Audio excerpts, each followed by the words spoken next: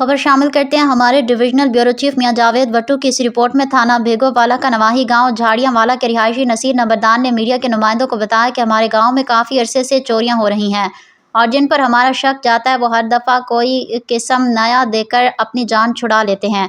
इस दफ़ा हमने कसम नया उनसे नहीं ली और इस वजह से वो पकड़े गए हैं। अब करोड़ों रुपए के जो हमारे जानवर हैं उन लोगों ने चोरी किए हैं और उल्टा हमारे खिलाफ ही RPO दफ्तर गुजरांवाला में लोगों ने दरख्वास्त दी है और जब इंक्वायरी हुई तो पता चला है कि इन लोगों के खिलाफ पर्चा उनकी अबूरी जो जमानतें हैं वो भी अदालत ने कैंसिल की हुई हैं, तो इधर से ये भाग गए हैं। हमारी DPO सियालकोट और RPO गुजरांवाला वज़ीर आला पंजाब से अपील की है कि हमारा जो नुकसान हुआ है उसका अजाला किया जाए और लियाकत, अमानुल्लाह और नुमान ये तीनों हमारे मुलजिम हैं, उनके मेरिट पर तफ्तीश की जाए और बहुत सारी डकैतियाँ और चोरियाँ उनसे बरामद हो सकती हैं।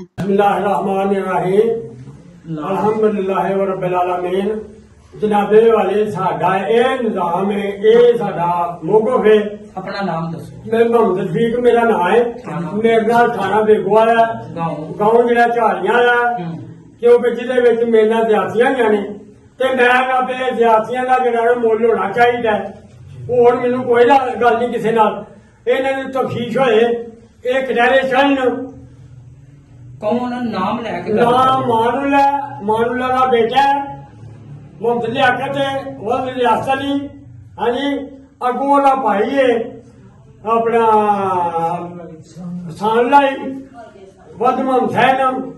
ये सारे जेडे ना कितना को नुकसान होया? नुकसान जेड़ा मेरा ऐसे को 1.5 करोड़ का हो गया है। 1.5 करोड़ का मेरा नुकसान हो चुका है। वो इन्हों को मिल लेना है। पुलिस थोड़े नाल तामन कर रही? पुलिस साडे नाल तामन नहीं जी कर रही। क्यों बड्डे महीना हो गया माल नूं खुले आ ते जिहदे विच इस ना कोई बंदा फड़िया गया, सानू चश्मा दिता जाता है ते इन्हां दीयां जमानतां होईयां ने। अज गया मैं उत्थे DPO दे कुछ आदमी ने उत्थे जाके मैं वेख्या ते कोई जमानतां नहीं होईयां।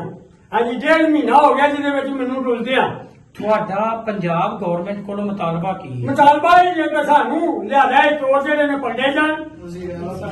विजय पंजाब को समझ दो, साडी चोरी जी है सानू लभनी चाहिए है, ये गिरफ्तार होने चाहिए ने।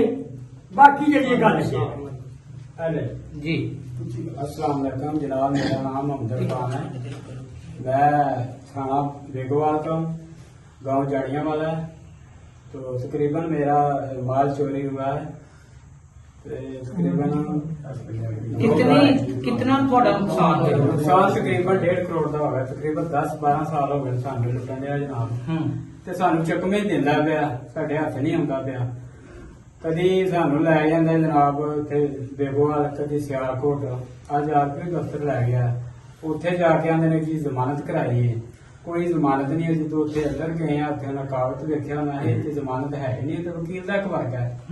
उत्थे सानू चकमा दे के बंदे नस आए ने ते साडे नाल लिहाजा जिहड़ी पुलिस है ना वो भी तामन नहीं कर रही।